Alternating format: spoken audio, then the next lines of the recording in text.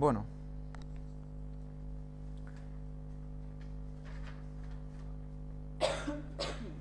vamos a seguir con el ciclo de cultos Mens Sana Corpore Santo, Mens Sante Corpore Santo. En este ciclo hemos ido viendo las diferentes partes. Hemos empezado por la relación cuerpo-mente, hemos pasado por los milagros de Jesús para entender un poco el gran poder que Jesús emana como Dios y cómo hay algo más aparte de lo físico, aparte de lo puramente biológico o bioquímico, que va a hacer que nuestra salud sea más adecuada o menos. Sumado a nuestros actos, ese poder va a hacer que fluya a través de nosotros, hacia nosotros mismos y hacia los demás.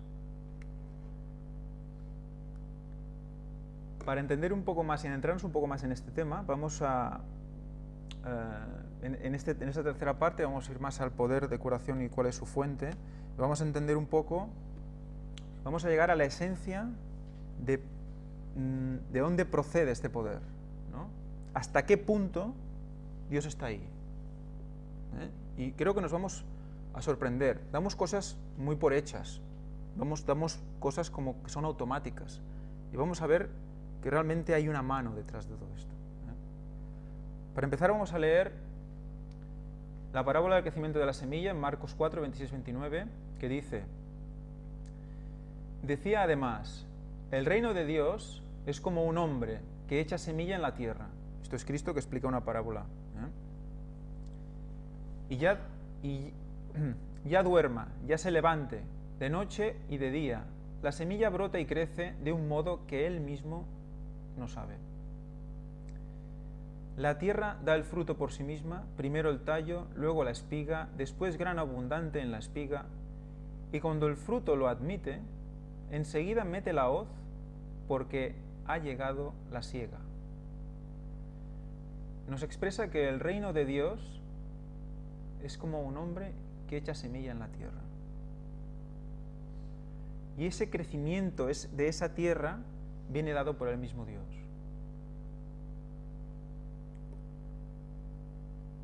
Vamos a repasar el texto que hemos leído esta mañana en la escuela sabática, porque nos va a hacer también reflexionar sobre cómo estamos de cubiertos realmente si nos acercamos a Cristo. Dice, la misión en los 70. Después de estas cosas designó el Señor también a otros 70, a quienes envió de dos en dos delante de él a toda ciudad y lugar a donde él había de ir. Y les decía, la mies a la verdad es mucha, mas los obreros pocos. Por lo tanto, rogad al Señor de la mies que envíe obreros a sus mies. Id, he aquí que yo os envío como corderos en medio de lobos. No llevéis bolsa, ni alforja, ni calzado, y a nadie saludéis por el camino. En cualquier casa donde entréis, primeramente decid, paz a esta casa. Y si hubiese allí algún hijo de paz, vuestra paz reposará sobre él, y si no, se volverá a vosotros. Y permaneced en aquella misma casa, comiendo y bebiendo lo que tengan, porque el obrero es digno de su salario, no andéis cambiando de casa en casa. En cualquier ciudad donde entréis y os reciban, comed lo que os pongan delante y sanad a los enfermos en ella haya, y decidles, se ha acercado a vosotros el reino de Dios. Les dice que sane a los enfermos que en ella haya. ¿Y cuál es la esencia de este mensaje? Este mensaje se lo traspasa a sus discípulos para que traspasen el Evangelio a la gente. Y además vemos cómo les dice de qué se tienen que abastecer para ir a dar este mensaje. No llevéis bolsa, ni alforja, ni calzado, y a nadie saludéis por el camino. ¿Llevan algún tipo de botiquín? O aunque sea, no sé, 4 hierbas para arreglar un dolor de barriga o alguna cosa. Ellos se presentan con Cristo de su lado al mundo, ¿vale? Con una gran confianza en esa palabra. Y vamos a ir viendo cómo el hecho de dar esta palabra va a vivificar nuestro cuerpo a través del Espíritu Santo. ¿Vale? Vamos a empezar con una noticia que ya habéis visto en las conferencias del Gran Engaño, pero creo que nos servirá de puente para entender cómo la gente que nos rodea también se está dando cuenta, incluso científicos o doctores en medicina y bioquímica, como en este caso Javier Peteiro, que hay algo más, aparte de ser sacos bioquímicos, aparte de tener reacciones químicas en nuestro cuerpo. Hay algo más.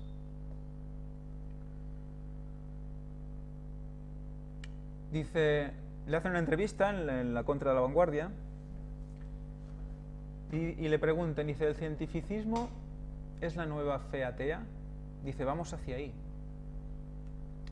En el Gran Engaño también habéis visto cómo la ciencia y la fe, la ciencia y la magia se está intentando unir para dar como una solución única. Y la ciencia está intentando explicar la magia y la fe y todo, y está intentando hacer una unión de todo esto, ¿no? Pero bueno, vamos a seguir. Dice, vamos hacia ahí. Todo empezó con el código genético y la transformación de la materia viva, que nos llevó a creer que una vez que tenemos un gen y sabemos lo que hace, podremos corregirlo. Dice, ¿falso?, le pregunta el entrevistador. En el ADN no hay una relación causa-efecto como se creía hace años. Las partes influyen en el todo y el todo en las partes. Su complejidad es fabulosa y mantener frente a eso un reduccionismo ingenuo es absurdo. Recordemos los textos las citas de Ellen White, en la que nos dice que no podemos excusarnos en nuestra condición genética para decir que no tenemos solución. En esas citas nos dice que podemos cambiar, seamos como seamos. Lo que pasa es que necesitamos a Cristo para que eso suceda. También nos explica que cuando la carga genética es excesiva, cuando el pecado anterior es muy grande, hay muchas veces que puede hasta considerarse imposible la solución. O sea que por eso es importante que nosotros a nuestros hijos le leguemos la mínima carga de pecado. Por eso tenemos que transformarnos lo antes posible.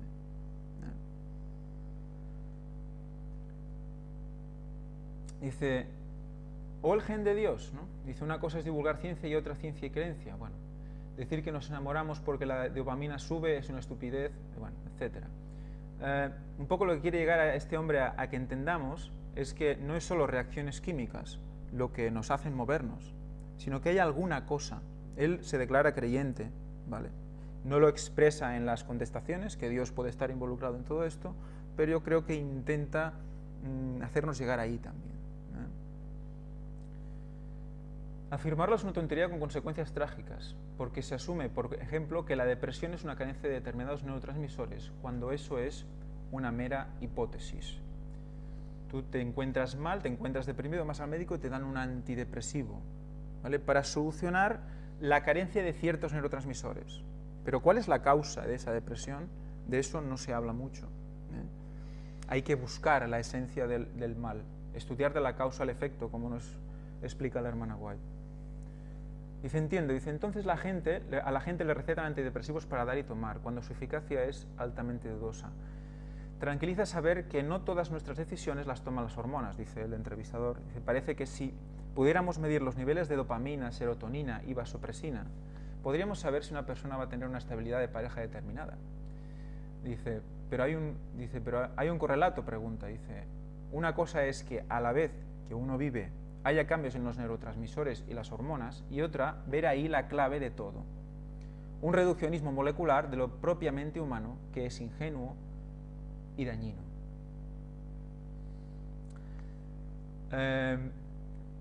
Hay una teoría que se llama la teoría M, ¿vale?, que intenta explicar a partir de la física molecular todo, ¿vale?, y se han encontrando con grandes retos, ¿de acuerdo? Y lo hacen a partir de la molécula, ¿no?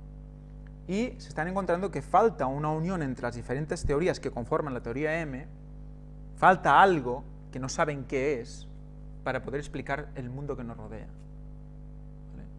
Entonces, aquí vemos un poco, también nos estáis intentando exponer cómo hay un salto de lo molecular a lo humano, que no acaba de unir, no acaba de explicar. Y ahí es donde entra el espíritu. En Estados Unidos ya se hacen entrevistas de trabajo con parámetros de este tipo. Dice, la obsesión por medirlo todo conduce a los tests psicométricos y recientemente al análisis de la imagen cerebral. Ya ha habido casos en juicios en los que se han presentado mapas de imagen cerebral para esgrimir que la persona no ha sido responsable de esos actos o al revés.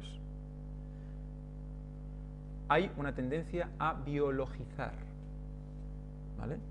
Yo como biólogo fui así. Y es verdad, a todo le dan una explicación de un producto químico que tal y que cual, pero hay algo más que es un poder que hace que eso tire hacia un lado o el otro. Sí que lo físico importa y sí que lo físico influye, pero hay algo más, que es mucho más poderoso de lo que creemos y a lo que vamos a recurrir siempre al final, no al principio, que es como nos dice la palabra de Dios. Hay genes que se han asociado a un comportamiento violento. Dice, sí, es muy peligroso. Si yo tengo unos genes de riesgo físico o psíquico, nadie me va a contratar. Además, son teorías que años después se desmontan, como vimos con las de los cromosomas X y Y de los asesinos. No sé, yo no soy de recomendar películas, pero hay una que se llama Gattaca, que si tenéis oportunidad de verla, os la recomiendo. Está hecha hace 20 años, creo, o 15, y es muy interesante. Habla de esto, de cómo una persona por su condición genética ya tiene un futuro destinado. Es muy interesante. Dice, ¿cuál es el problema de la medicina? Dice, ha avanzado mucho en técnicas, sobre todo diagnóstica. El poder de la imagen es extraordinario, pero la relación médico-paciente no puede ser sustituida por una robotización.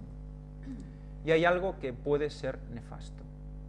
Imaginaros que tú envías un análisis por internet y te devuelven la solución. Ya no hace falta ni médicos, ya solo que tengas un prescriptor que más o menos tenga una buena base de datos y se ha acabado. Cuénteme, dice, caminamos hacia una medicina por protocolos y hacia una sociedad de enfermos. Si es por protocolos, cualquiera puede ser médico. Opción A, esta solución. Opción B, esto, pues esta solución.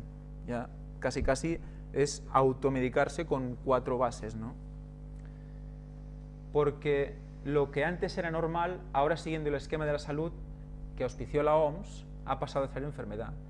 Los que han visto la conferencia que hice sobre transformación, allí expuse cómo la OMS define la dolencia mental o la enfermedad mental, y según aquella descripción, todos estamos muy mal. Porque en el momento que hay una cierta desestabilización, que no te integras en el trabajo, que no sé qué, no sé cuánto, problemas diarios que todo el mundo tiene, cuando tú lees esa descripción, tienes que sentir fatal. Entonces, el concepto de enfermedad se está extrapolando a todo lo que no sigue un mecanismo, una matemática concreta y esperada. Si te sales de esa línea, estás enfermo. Según ese esquema, nadie está sano. Dice, un adolescente por ser adolescente, una persona mayor por ser mayor, dice, es algo absurdo. Es decir, lo estamos medicalizando todo. Si no estamos enfermos, estamos en riesgo de estarlo, con lo cual hay que tratar ese riesgo, sea el colesterol, sea el azúcar, la tensión, el sol o lo que sea. Vivimos en un mundo en el que parece que sea casi milagroso que vivamos. ¿Y eso qué lo favorece? El negocio. Evidentemente hay un peso de las farmacéuticas, pero también la medicina está dirigida por las grandes empresas diagnósticas, de imagen, de análisis, que son necesarias, pero hay asociado a ese carácter técnico una obsesión por cuantificarlo todo. ¿A qué se refiere? Dice, no es que un niño tenga un carácter u otro, hay que hacer test. Si se encuentra en plena forma, no importa, hay que medir el colesterol, y si está por debajo de una cifra que cada vez ponen más baja, hay que tomar un medicamento de por vida, y ala, toma por saco. Pues antes los científicos buscaban conocer, pero ¿qué es hoy en día un científico? Un profesional de la ciencia, lo que significa vivir de eso, es decir, publicar o patentar, ser productor, buscador. Y cuanto más crisis, también más vamos a ir a esto.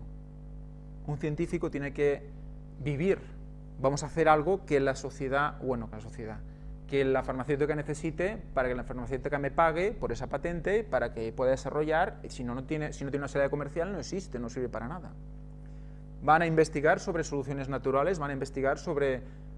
No, al menos con el dinero público no creo, o con el dinero de subvenciones no creo. Entonces, ¿qué nos toca? Nos toca conocernos mejor. Nos toca escuchar a Ellen White cuando nos explica la reforma por salud y en qué consiste. Porque vamos a llegar a un momento en el que tendremos que solucionar nosotros estos problemas, y a los que están a nuestro alrededor también. Por eso nos lo dijo 100 años antes ya, para que ahora ya estuviéramos preparados, incluso por genética preparados, para que aquellos del año 1890 prepararan su mente y sus cuerpos para que la herencia fuera buena para ahora también. Y nosotros tenemos que tener presente esto para nuestros hijos. No apartarte del camino, dice, no se premia la originalidad. Los proyectos son memorias finales, pero sin los resultados. Para que un proyecto se financie, tiene que ser realizable, pero eso no es ciencia.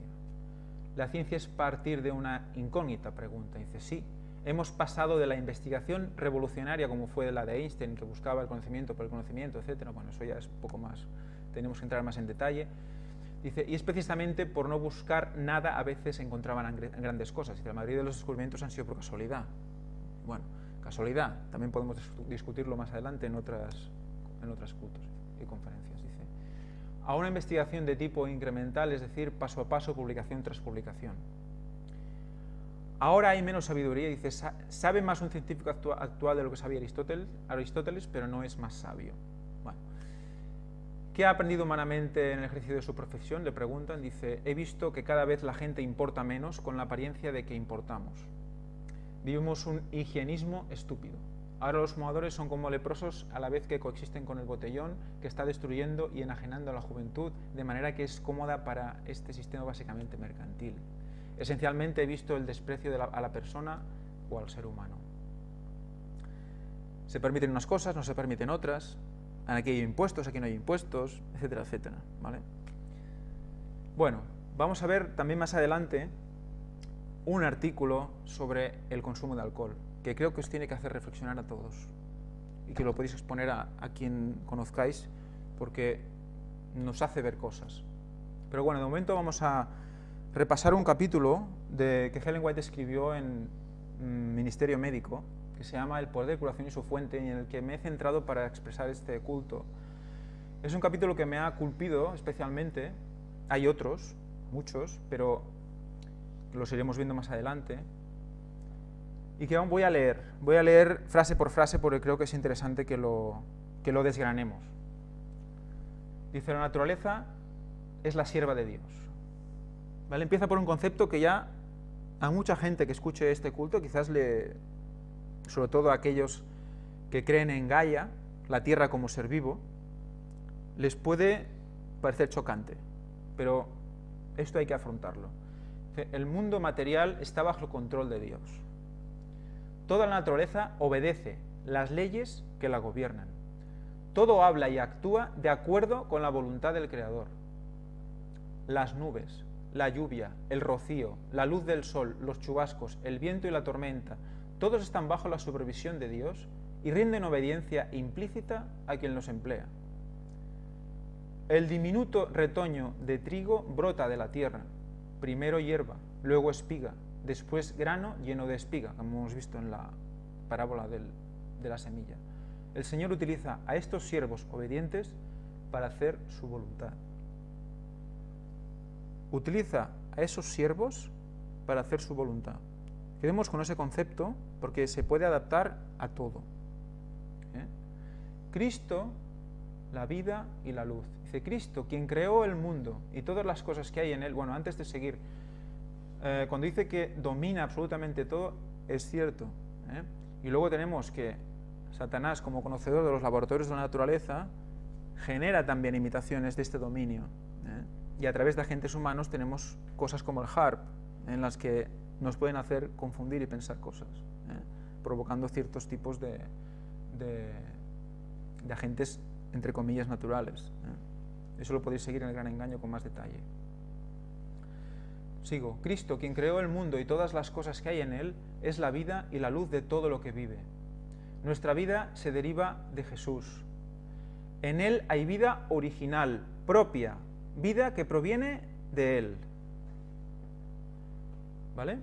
En nosotros hay un manantial que emana de la fuente de la vida.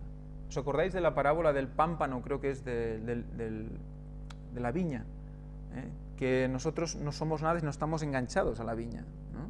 A la fuente, que es Cristo. Si no damos frutos, si no estamos enganchados a la viña. Pues esa es una relación física de que la viña le da lo que necesita para dar fruto. En él está la fuente de la vida. Nuestra vida es algo que recibimos, algo que el dador toma nuevamente para sí. Si nuestra vida está escondida con Cristo en Dios, cuando se manifieste también nos manifestaremos con Él en gloria. Y mientras tanto, en este mundo daremos a Dios, en servicio santificado, todas las facultades que Él nos ha legado. La vida por el poder de Dios. La parábola de la semilla revela que Dios obra en la naturaleza. La semilla tiene en sí un principio germinativo, un principio que Dios mismo ha implantado.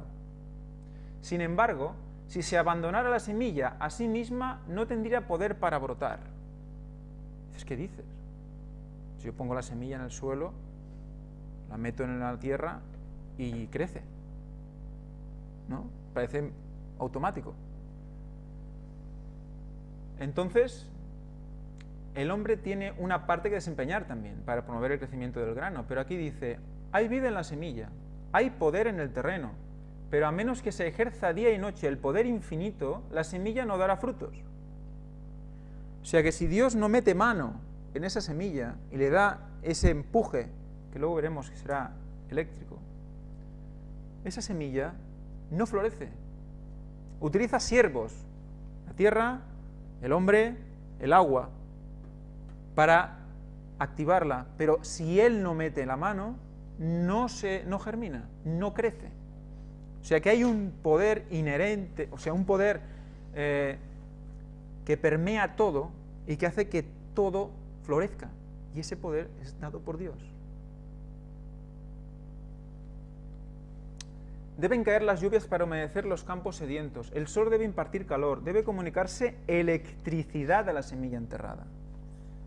¿Vais vosotros ahí con un polo positivo y uno negativo, le das una descarga eléctrica? No. Eso lo hace Dios con su poder, para que empiece a desarrollarse todo.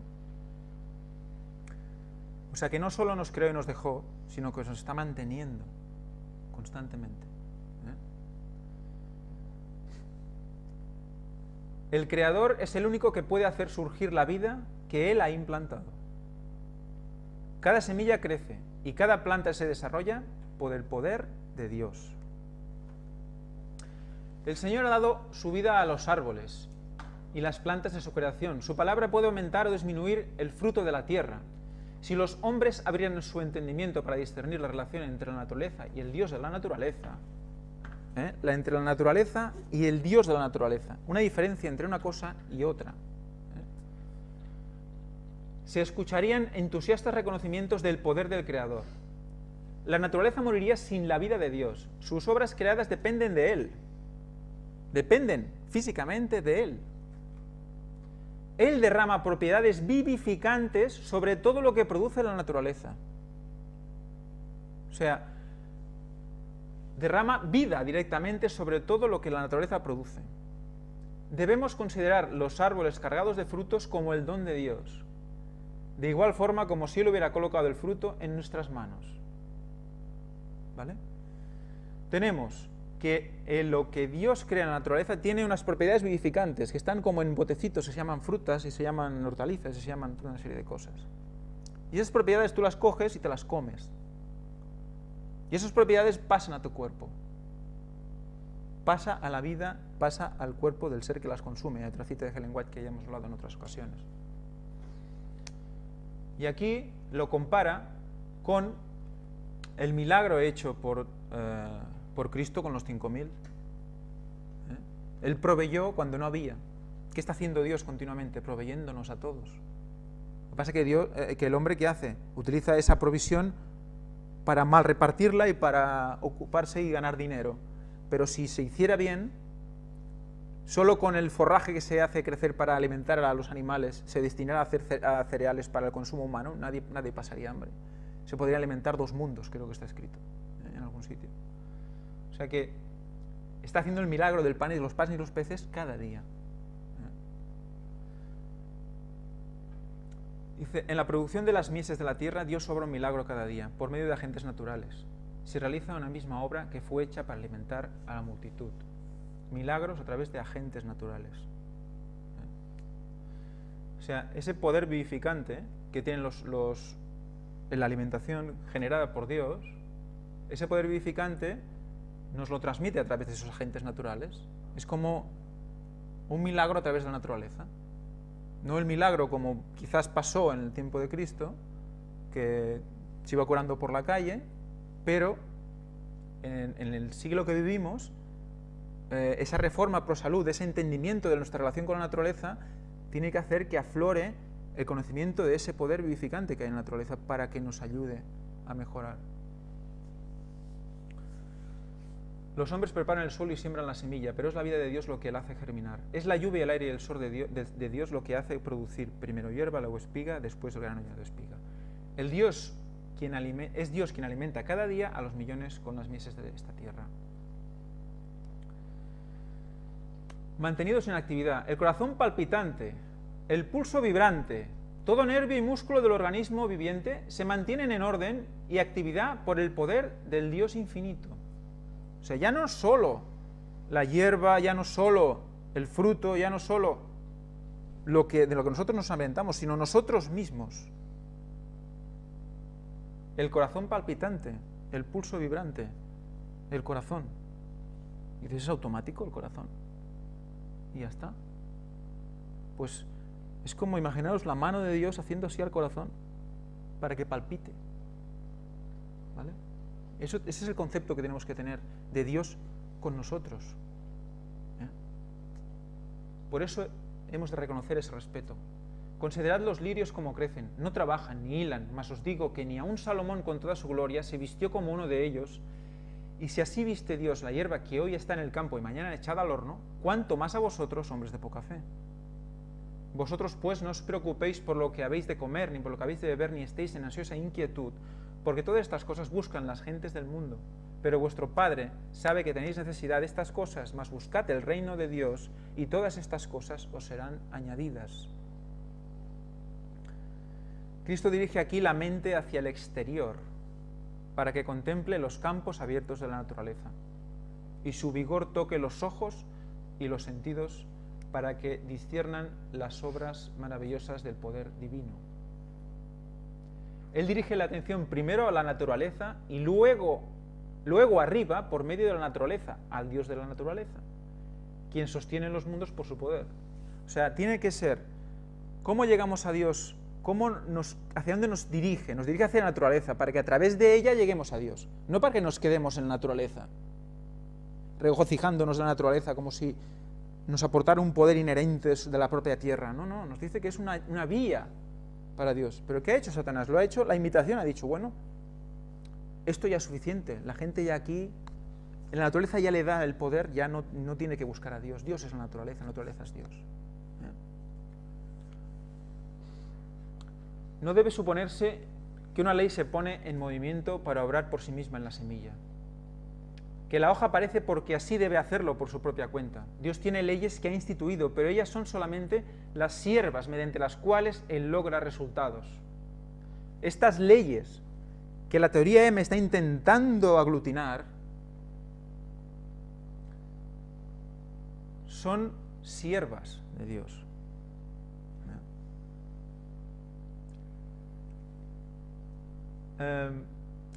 Es por medio de la intervención directa de Dios como toda hierba diminuta nace de la tierra y brota a la vida. Toda hoja crece y todo capullo florece por el poder de Dios. El organismo físico del hombre está bajo la supervisión divina, pero no es como un reloj que se pone en operación y debe funcionar por sí solo. El corazón palpita, un pulso sucede a otro, la respiración es consecutiva, pero todo el ser está bajo la supervisión de Dios. Si está bajo la supervisión de Dios, cuando notamos algo que no funciona, tenemos que ir al que está supervisándonos. Tú cuando tienes un problema en el trabajo, ¿a quién se lo dices? ¿Al que está por debajo tuyo o al que está por encima tuyo? Si eres un poco responsable, se lo dirás a tu que está por encima tuyo, directamente, el que es responsable de ti. Dices, mira que me pasa esto, y él va y te lo soluciona. Pues un poco tendríamos que entender también esto. Vosotros sois labranza de Dios, edificio de Dios. En Dios vivimos, nos movemos y somos. Esto es texto bíblico, no recuerdo exactamente de dónde, pero es texto bíblico. En Dios vivimos, nos movemos y somos. Cada latido del corazón, cada respiración, es la inspiración de aquel que sopló en la nariz de Adán el aliento de vida, la inspiración del Dios omnipresente, el gran yo soy. El yo soy es muy interesante porque lo están cogiendo también las teorías holísticas como la definición de esa esencia que ellos dicen que hay, que domina la naturaleza. Y hablan del yo soy, una imitación directa de nombre y todo.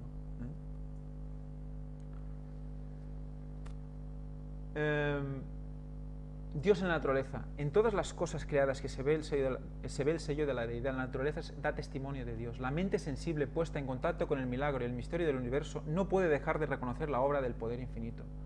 La producción abundante de la Tierra y el movimiento que efectúa año tras año alrededor del Sol no se deben a una energía inherente. O sea, el universo tampoco.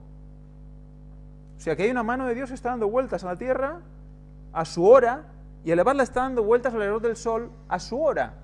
Y no solo la Tierra, Marte, Júpiter, Saturno, todo el universo. Ya se nos escapa todo este concepto. Una mano invisible guía a los planetas en el recorrido de sus órbitas celestes. Una vida misteriosa satura toda la naturaleza. Una vida que sostiene los innumerables mundos que pueblan la inmensidad. Que habita en el minúsculo insecto que flota en el céfiro estival. Que sostiene el vuelo de la golondrina y alimenta los pichones de los cuervos que graznan. Y que hace florecer el pimpollo y convierte el fruto en fruto la flor. Todo. Cada detalle. Y cuando cuando lees esto y miras a tu alrededor, valoras cada detalle. Cada brizna de viento, cada ala de que ves por ahí de un insecto en el suelo, la coges, la miras al microscopio. A mí me gustan los bichos, ya lo sabéis. Pues lo ves con un detalle que dices, esto es gracias a Dios, todo. Y aquí atentos, porque volvemos otra vez a la teoría M que os explicaba antes. El mismo poder que sostiene la naturaleza obra también en el hombre. ¿Vale? Las mismas grandes leyes que guían igualmente a la estrella y al átomo rigen la vida humana. O sea, ¿los científicos van por mal camino? No van por mal camino. Quieren encontrar una cosa que lo explique todo. La estrella y el átomo. Lo inmenso y lejano y el átomo. Es lo que estamos compuestos, ¿no? Todo. O sea, ¿qué quieren hacer ellos? Ser como Dios. Ser como Dios. Quiero conocerlo todo, explicarlo todo. No van a llegar a saberlo todo. Pero a través de lo molecular quieren llegar a explicar todo el universo. Y hay cosas que no cuadran. Pero fijaros cómo nos está diciendo Ellen White que realmente es la misma ley, la misma la que rige todo. Vemos otra vez los dos caminos paralelos. Las leyes que gobiernan la acción del corazón para regular la salida de la corriente de vida del cuerpo, o sea, de la sangre, son las leyes de la poderosa inteligencia que tiene jurisdicción sobre el alma. O sea, las leyes que hacen que tu corazón bombee son las mismas leyes que actúan en tu alma. ¿Vale? Por lo tanto, lo espiritual y lo físico se rige por lo mismo, por ese mismo poder, por esa misma ley que lo engloba todo.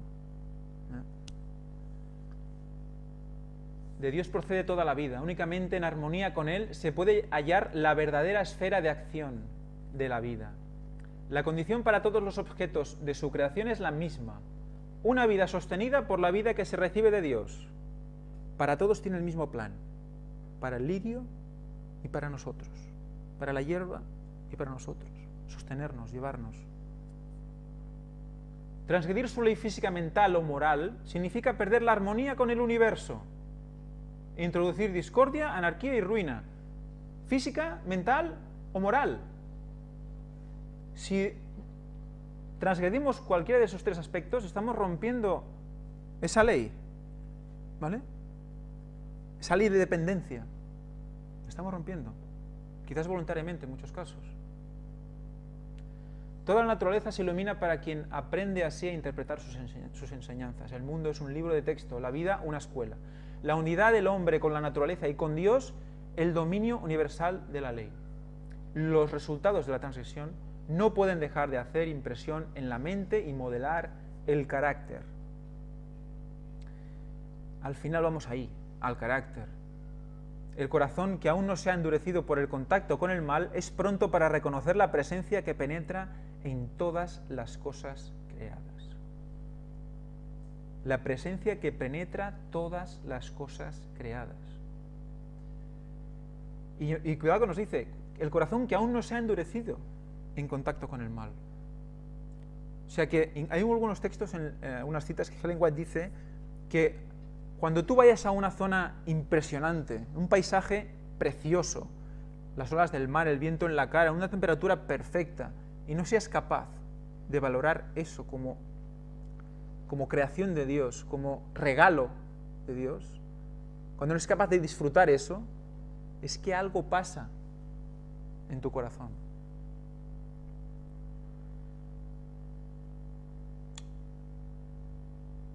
El oído que no se ha entorpecido por el vocerío del mundo está atento a la voz que habla por medio de las expresiones de la naturaleza. Aquí está el problema. Lo que embota los sentidos. Lo que embota los sentidos hace que cuando nos vayamos a la naturaleza, nos cueste un día de adaptación. Un día para adaptarnos a la nueva situación. ¿Nos ha pasado? Cuando lleváis mucho tiempo sin ir a la naturaleza, que no encontráis ese relax que buscabais tan rápido, que llegas allí y necesitas un rato como de darte una vuelta y tocar algo y decir mentalmente, dices que quiero relajarme y luego es cuando notas cierta paz, porque estás lleno de cosas que no son las que tienes que tener. ¿Por qué debemos ir a la naturaleza? Pues por eso también. Bueno, lo visible ilustra lo invisible. En todas las cosas que hay sobre la tierra pueden contemplar la imagen y la inscripción de Dios. El mensaje de la naturaleza. Toda la naturaleza está viva. Por medio de sus diversas formas de vida, habla a los que tienen oídos para escuchar y corazón para entender quién es la fuente de toda vida. La naturaleza revela las obras maravillosas de su artífice. El mensaje de amor. Al principio Dios se reveló en todas las obras de la creación. Y sobre todas las cosas de la tierra, del aire y del cielo, escribió el mensaje del amor del Padre.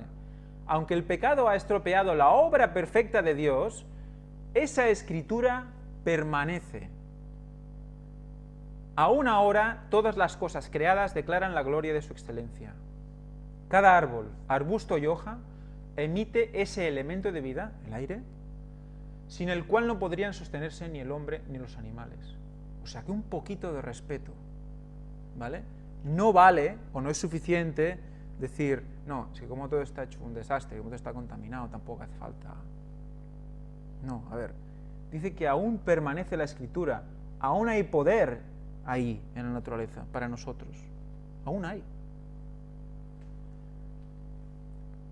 Y si lo natural y lo físico, lo espiritual y lo físico están tan unidos, cuando nosotros pedimos a Dios que bendiga los alimentos que vamos a comer, no es posible que esos alimentos puros que Dios eligió para nosotros sean especialmente bendecidos, limpiados, cuando los comemos.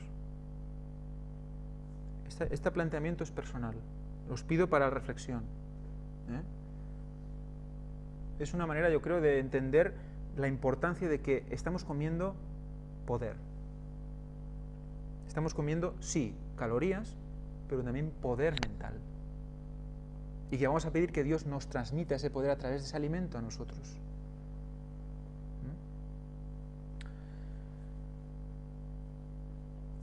Vale. Resumen, evidentemente, la naturaleza no es Dios. La obra de Dios en la naturaleza no es Dios mismo en la naturaleza. Las cosas de la naturaleza son la expresión del carácter de Dios. Por ellas podemos comprender su amor, su poder y su gloria, pero no debemos considerar a la naturaleza como Dios.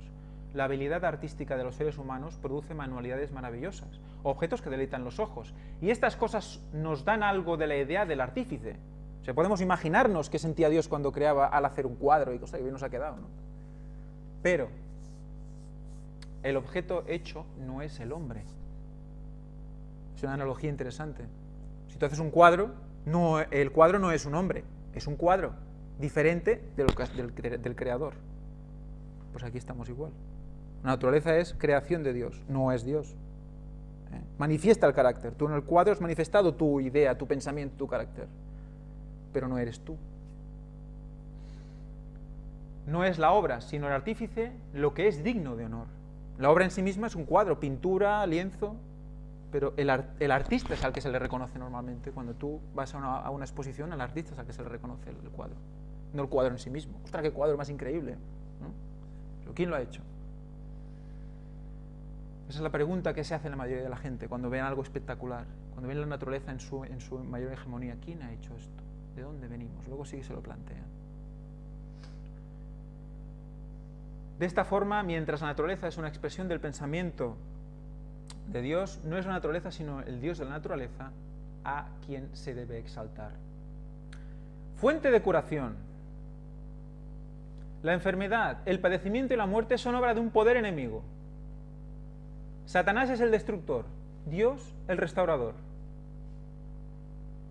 Las palabras dirigidas a Israel se aplican hoy a los que recuperan la salud del cuerpo o la del alma.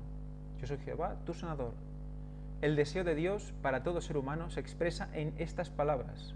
Amado, yo deseo que tú seas prosperado en todas las cosas y que tengas salud, así como prospera tu alma. Fijaros el paralelismo. Conforme prospera tu alma, prospera tu salud, porque estamos en la misma ley. Él es quien perdona todas tus iniquidades, el que sana todas tus dolencias, el que rescata del hoyo tu vida, el que te corona de favores y misericordias. Fijaros el orden. Perdona tus iniquidades, sana tus dolencias, rescata del hoyo tu vida, te corona de favores y misericordias. No al revés. Primero te desmonta, te monta otra vez y luego te corona.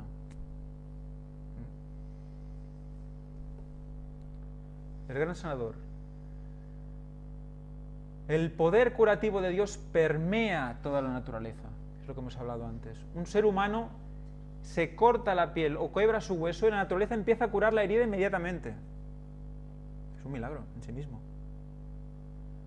Y de esta forma preserva la vida del hombre. Pero el hombre puede colocarse en una posición en que la naturaleza se vea imposibilitada para hacer su labor. Aquí está nuestra parte del trato. Aquí está nuestra parte del trato. La naturaleza quiere mejorar, quiere llevarnos al bien, quiere, pero no ella, sino Dios a través de ella. Y nosotros vamos diciendo, bueno, pues vamos a tirar por aquí, que esto está más bueno, o esto me interesa más, o tengo más ganas de, o esto me sienta bien, o me gusta. ¿No? Y hay cosas que van en contra de esta ley que todo lo mueve. Y no nos ponemos en la mejor disposición posible, como hablamos en el culto anterior. Y si no estamos en la mejor disposición posible, no fluye ese poder. Si se usa el tabaco, el poder curativo de la naturaleza se debilita en un grado mayor o menor. En cuando se ingiere licor intoxicante, el organismo es incapaz de resistir la enfermedad con el poder del sanamiento original que Dios le otorgó. Por lo tanto, si hay poder curativo en la naturaleza y nosotros mermamos la capacidad de respuesta, pues estamos peor. Es lógica. Es Dios quien ha hecho la provisión para que la naturaleza obre para restaurar las facultades agotadas. El poder es de Dios, es el gran sanador. Y a raíz de esto está el artículo que os comentaba que se hizo en 2008 con 1.839 sujetos en el que consumían alcohol muy de vez en cuando, o de 8 a 10 por semana, que consumían cada día, que no sé qué, bueno, todo en un grado de alcoholización de los sujetos. La conclusión que se llega es, incluso en niveles bajos de ingesta de alcohol, se asocia con una disminución o con una degradación del cerebro con la edad. Eso lo podéis encontrar en el Wesley College, y no sé exactamente dónde está. Es en octubre de archivos de neurología, tiene un departamento de neurociencia. Y Carol Ann Powell es la rectora de aquí. Y nos dice,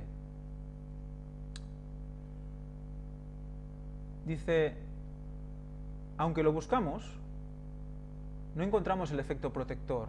O sea, ellos intentaban decir, bueno, como dicen los médicos, que ingerir un poco de alcohol va bien para el sistema circulatorio, dice, pues quizás va a revertir la degradación cerebral que sufrimos con la edad. Pero luego veremos exactamente cuál es esta degradación. Dice, bueno, pues vamos a hacer la prueba. Pues en vez de encontrarse que no mejoraba, sino que al contrario, revertía, llegan a conclusiones totalmente diferentes a las que querían demostrar. Y Paul dice, en realidad, cualquier nivel de consumo de alcohol resulta en una disminución del volumen cerebral. Cualquier ingesta de consumo de alcohol. Evidentemente, supongo que será proporcional. Pero, si el cerebro disminuye aproximadamente un 2% por década en global, global del volumen cerebral, disminuye un 2% cada década anual de nuestra vida. O sea que un 0,2% cada año. Eso en una condición normal de degradación. ¿Vale? Si consumes alcohol, esta velocidad aumenta. ¿Vale? Aquí no se ve el grado. Aumenta. Si nosotros nos planteamos, quizás, y esto es una opinión personal, pero me gustaría hacer reflexionar a todos, que la paga del pecado es la muerte, y que conforme nos vamos haciendo mayores, perdemos volumen cerebral. ¿Esta pérdida de volumen es causa o es consecuencia? ¿Dónde quiero llegar con todo esto? No es posible que la consecuencia del pecado sea, a nivel físico, una reducción del volumen cerebral paulatina que va haciendo que envejezamos.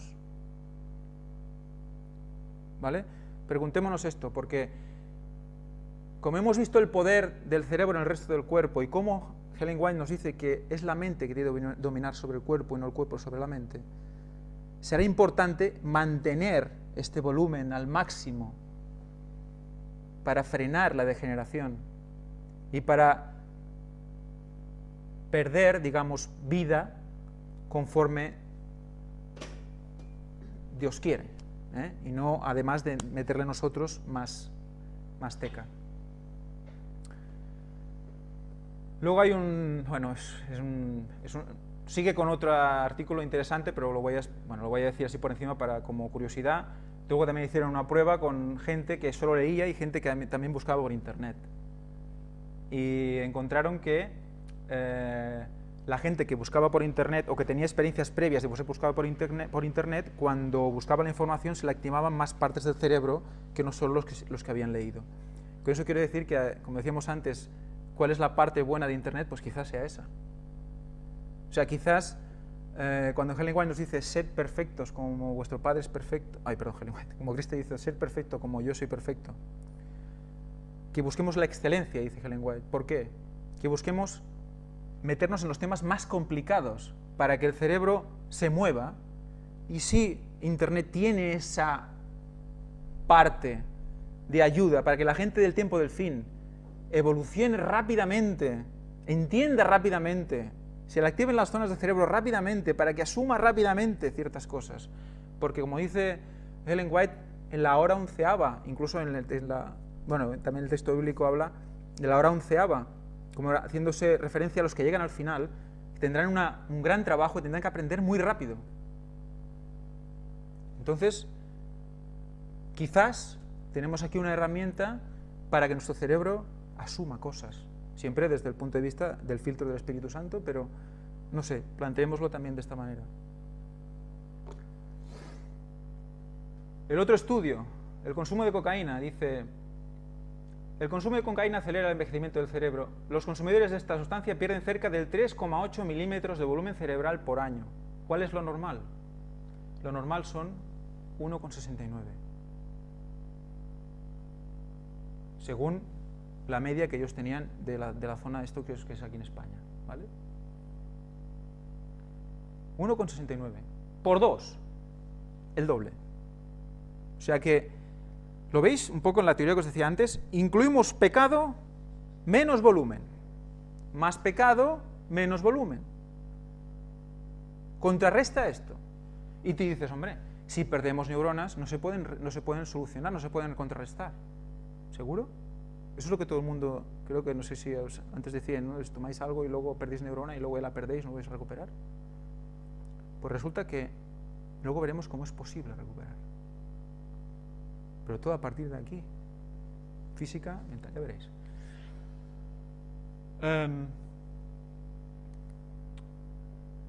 Los científicos también destacan que el envejecimiento prematuro en los usuarios crónicos de cocaína es un problema emergente de salud pública. La Oficina de Naciones Unidas contra la Droga y el Delito estima que la cocaína es utilizada por más de 21 millones de personas en todo el mundo. La degeneración es brutal.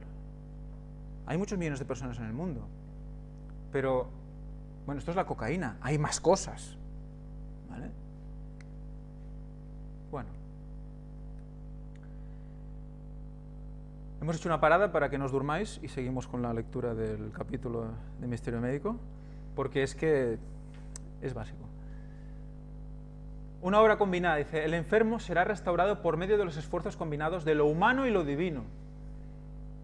Entonces, ¿somos siervos de Dios o no también? Para ayudar al otro a curarse. ¿También le vamos a dar poder?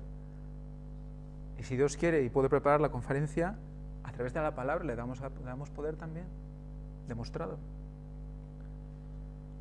Entonces, Cristo derrama todo don y todo el poder que prometió a sus discípulos sobre los que le sirven con fidelidad. O sea que, sirviendo a Dios con fidelidad, tendremos armas para curar a los demás, a todos los niveles, porque la ley hemos dicho que era la misma, espiritual, físico. El Espíritu Santo renueva el cuerpo. El pecado ocasiona enfermedad física y espiritual. Cristo ha hecho posible para nosotros que nos libremos de esta maldición. El Señor promete renovar el alma por medio de la verdad. La verdad os hará libres. Renueva el alma por medio de la verdad. El Espíritu Santo habilitará a todo el que esté dispuesto a ser educado para que comunique la verdad con poder. ¿Quieres ser educado? ¿Quieres cambiar? ¿Quieres que tu mente sea la que tiene que ser? Entonces sí. Renovará todo órgano del cuerpo para que los siervos de Dios puedan trabajar aceptable y exitosamente. Te pondrá a tono a ti para que tú puedas poner a tono a los demás. Si no, ¿qué ejemplo estamos dando, no? La vitalidad aumenta bajo la influencia de la acción del Espíritu. O sea, tenemos más vida si el Espíritu nos domina. Si el Espíritu Santo nos domina. Elevémonos entonces por este poder a una atmósfera más alta y más santa, para que podamos realizar bien la labor que se nos ha asignado. La mejor medicina, ¿cuál es? La religión de la Biblia no es perjudicial para la salud del cuerpo ni la mente. Tranquilos, podemos leer y no pasa nada.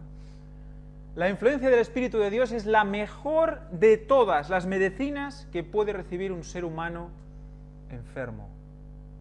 La mejor. Si es la mejor, ¿por qué es la última a la que vamos? Es una pregunta que me reconcome la cabeza constantemente. Si es la mejor, ¿por qué es la última a la que vamos? todo es salud en el cielo, y el inválido creyente se recuperará con más certeza cuanto más profundamente se dé cuenta de las influencias celestiales. Fijaros, o sea, cuando te das cuenta, las influencias celestiales influyen en ti. ¿Vale? Fijaros, ¿eh? Entonces, te puedes plantear entonces que hay gente que si no conoce recibe unas consecuencias, la gente que conoce recibe otras consecuencias, para lo bueno y para lo malo, ¿eh? Ahora me estoy planteando una hipótesis. Uno puede ser que comer ciertas cosas no le siente mal, alimentos impuros, ¿vale? Y otro las come y le sienta mal. ¿No? Y conociendo, imagínate que esa persona conoce, pero le empieza a sentar mal, y lo come porque le gusta, pero sabe que no está bien. Conoce y le sienta mal. ¿Veis dónde quiero llegar? O sea que es un ejemplo tonto quizás y muy, muy simple, ¿no? Pero quiero llegar a que cuanto más nos introducimos, más recibimos consecuencias de la pureza de Dios. Cuanto más limpio estás, más te afecta todo lo que no es limpio. ¿Vale? Bueno. Aquí entramos en una noticia que también se puede presentar en el gran engaño, pero nos va muy bien para hablar de este tema. Afirmación de este señor: las medicinas curan o causan cualquier enfermedad. Dice: la diferencia entre un medicamento y un veneno radica en la dosis. Analiza fármacos que ya están en el mercado y dice: sí, porque cuando un fármaco sale al mercado ha sido probado por unos pocos miles de voluntarios, pero al comercializarse en todo el mundo es tomado por millones de personas. Y es entonces cuando pueden aparecer efectos indeseados, en ocasiones con desenlace mortal. ¿Cuál es el medicamento que más gente ha matado? Dice la aspirina.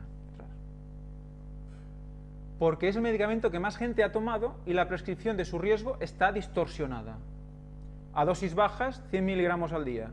Es un excelente protector cardiovascular, pero a dosis analgésicas, 1 gramo, puede producir hemorragia gastrointestinal.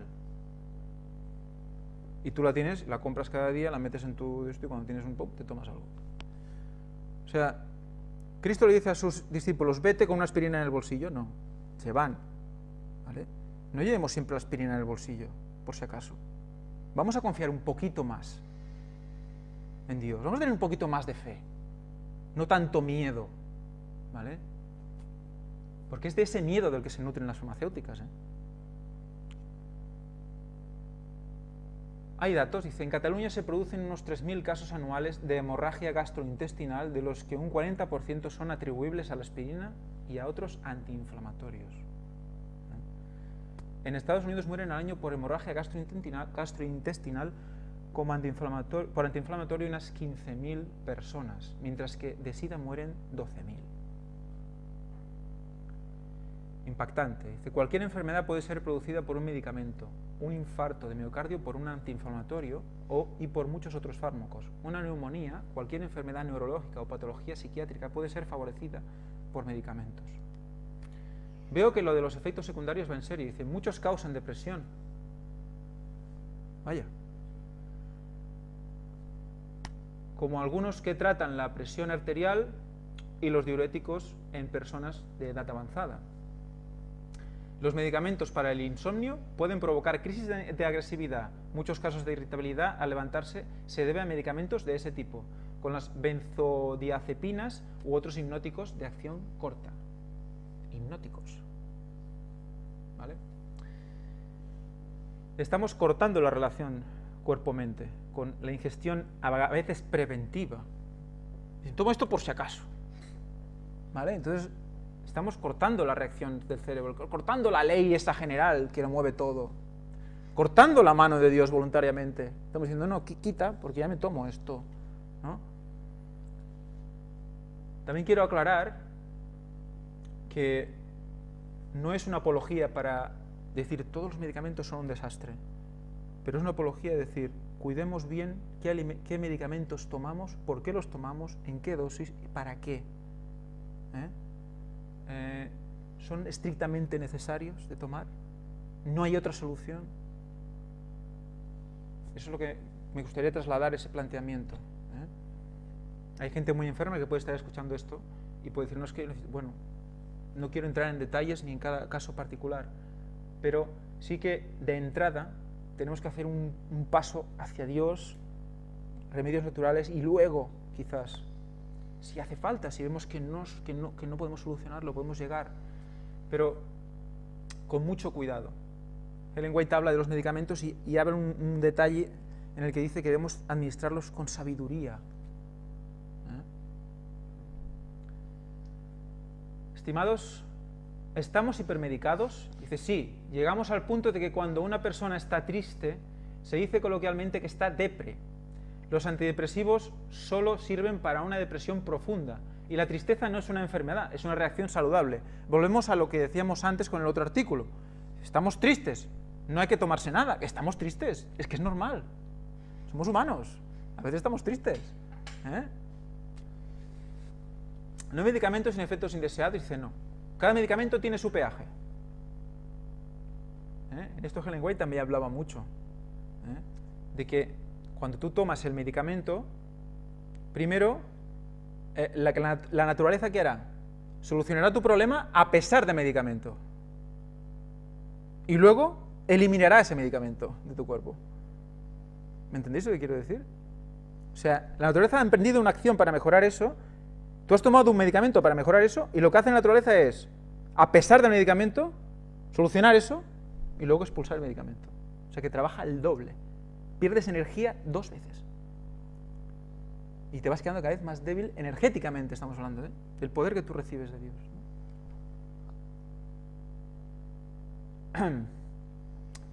Dice, la Agencia Europea de Medicamento calcula que cada año fallecen en Europa 197.000 personas a causa de efectos adversos.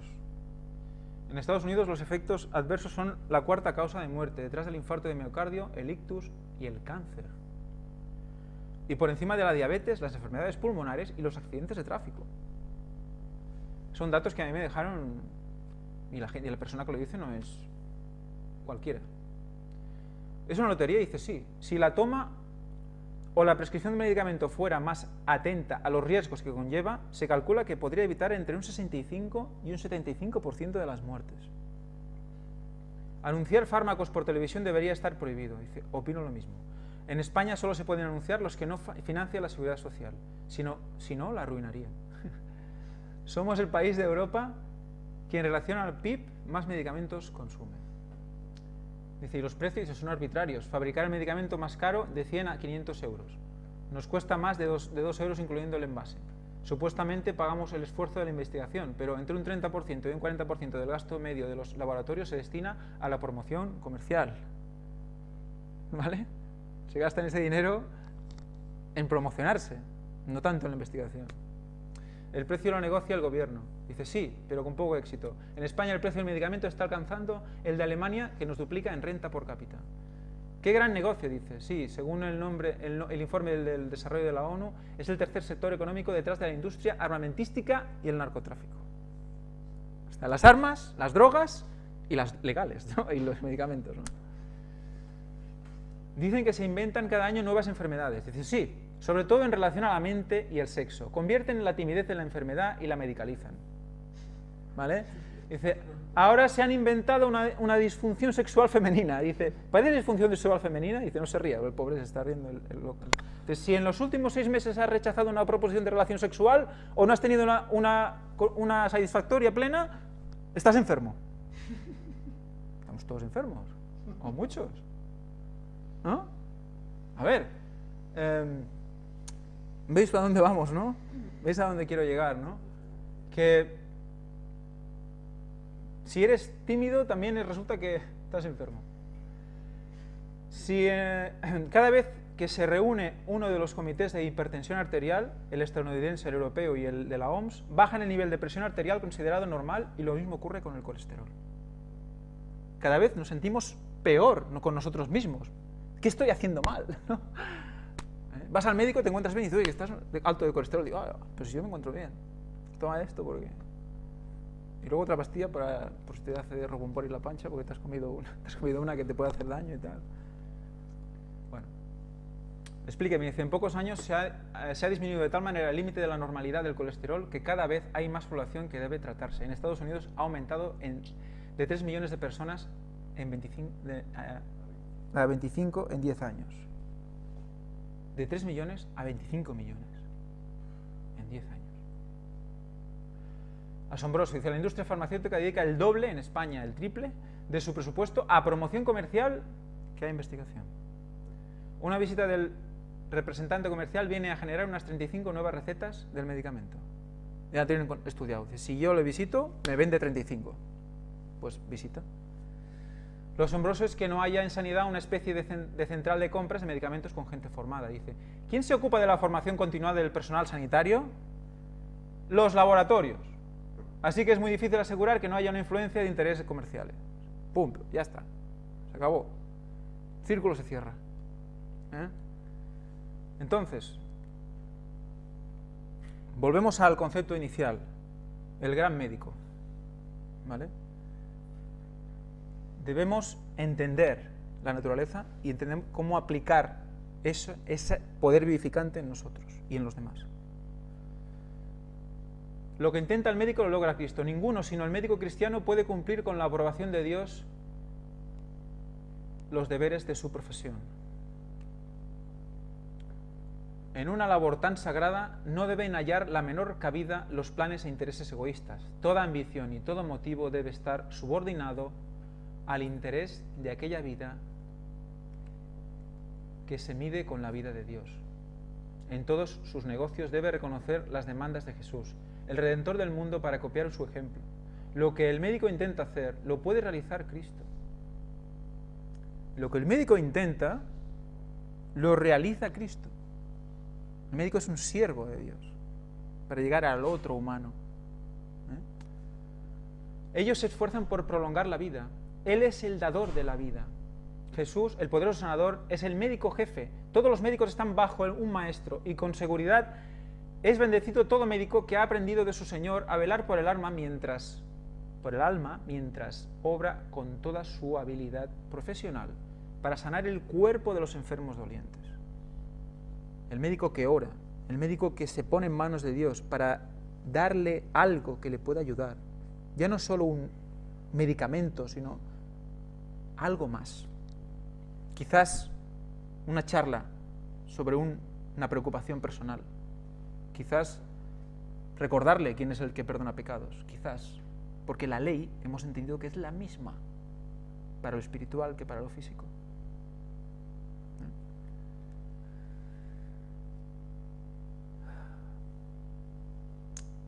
Este artículo está en inglés, también pasó por el Gran Engaño. Nos viene a recordar la degradación del cerebro por la edad, que hemos dicho, pero concentrada en el hipocampo. El hipocampo es la parte del cerebro que se ocupa de la memoria, los recuerdos. Pues el hipocampo, en proporción, es la parte que más se degrada del cerebro con el paso del tiempo, un 1% al año. Hemos recordado antes que era un 0,2 el global, la media, ¿no? Pues dentro de ese global, el que más se deteriora, el 1%, está en el hipocampo. Así que no es extrañar que a medida que envejecemos, naturalmente, perder parte de nuestra memoria y capacidad de aprendizaje es normal. Pero lo sorprendente es que, al igual que con los músculos, el ejercicio puede retrasar o incluso revertir la decadencia física de su cerebro. Hemos dicho antes, ostras, perdemos y tal, pero aquello que nos decía Helen White de que aparte de nuestra condición genética, aparte de lo que hayamos sufrido, podemos cambiar, es porque hay un cambio físico en el cerebro. O sea, físicamente nuestro cerebro gana volumen, para contrarrestar la pérdida de volumen, que es el envejecer.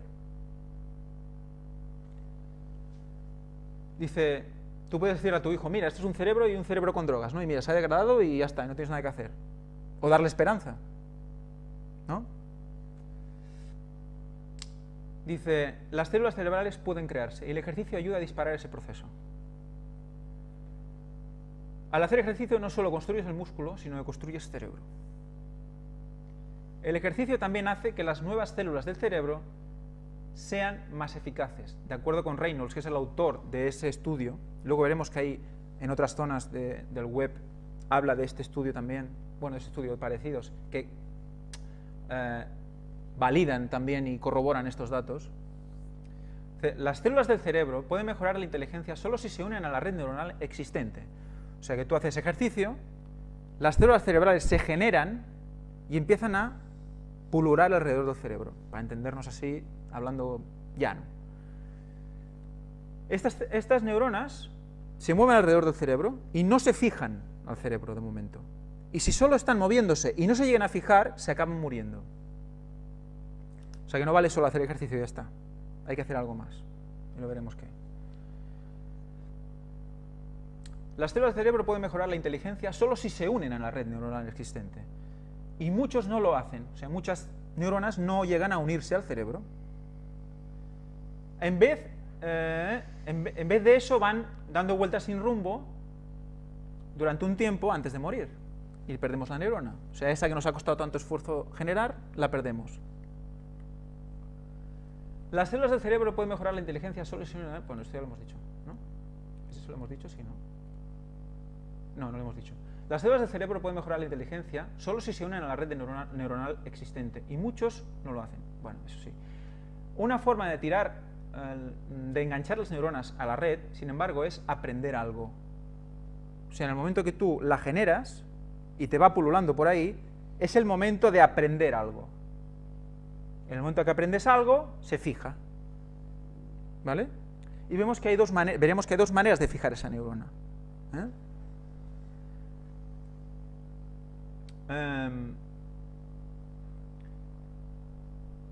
En un estudio realizado en 2007, las nuevas células cerebrales en los ratones se convirtieron en un bucle en las redes neuronales. O sea, se convirtieron en una línea fija de comunicación con el cerebro, se unieron.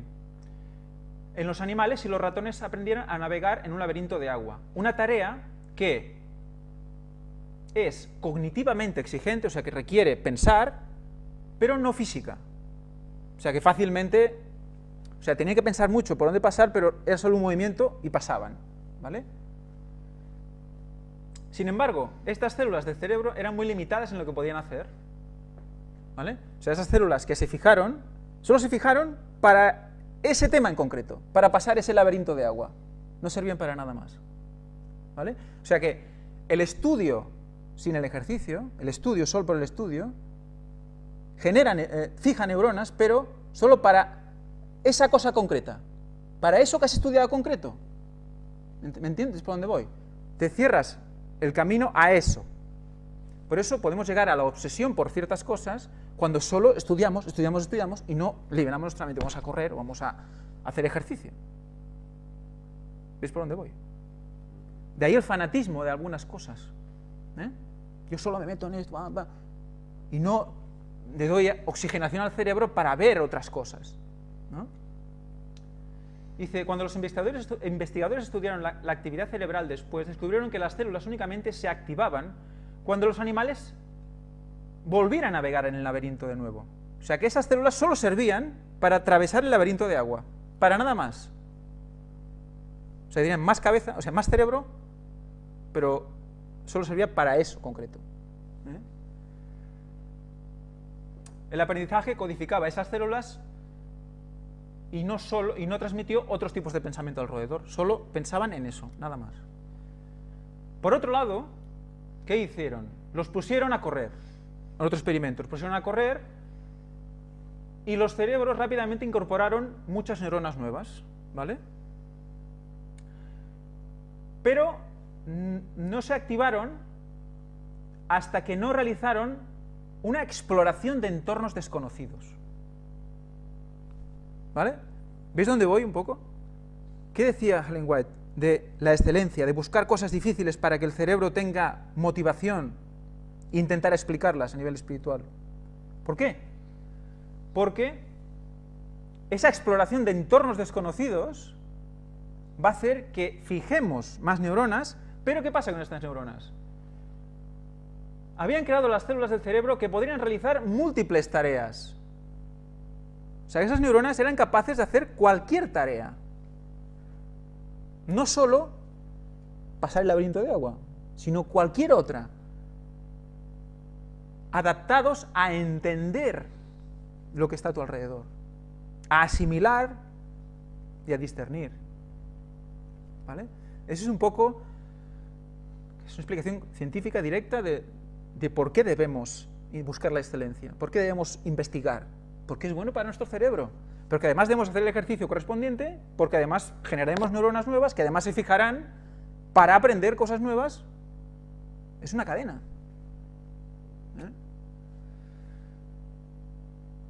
¿Y cuánto ejercicio es suficiente para construir un cerebro mejor, no? La pregunta que se hace, ¿debemos estar corriendo todo el día? No. La mayoría de los estudios se han centrado en las actividades aeróbicas como correr o nadar. No se han planteado estudios de otro tipo de ejercicio. Dice. Sin embargo, incluso a pie puede haber una diferencia. Un estudio demostró que las personas mayores que caminaban durante 40 minutos 3 días a la semana recuperaron 2 años de edad de su hipocampo y mejoraron su función de memoria. Así que no salga a caminar durante el almuerzo solo para aclarar su cabeza, también hágalo para ser más inteligente. Es lo que el resumen que nos hace esta gente, ¿no? Y aquí otro artículo que también salió en Gran Engaño, que nos corrobora lo que estamos diciendo ahora mismo.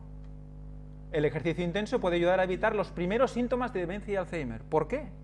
Porque generas neuronas nuevas sanas que se van implantando en el cerebro para aprender a hacer de todo. Aquí tenéis el artículo. Y hay una curiosidad, en el otro estudio no se tomaron datos del ejercicio de pesas, solo de ejercicio aeróbico.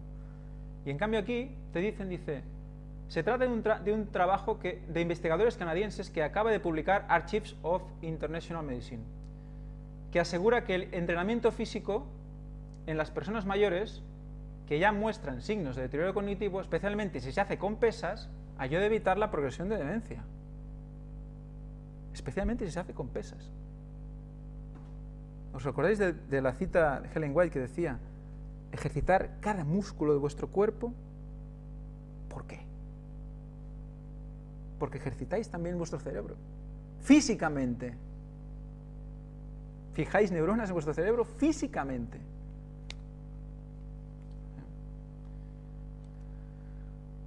Pues nada, final de la parte de test. Me he extendido mucho, pero es que quería acabarla.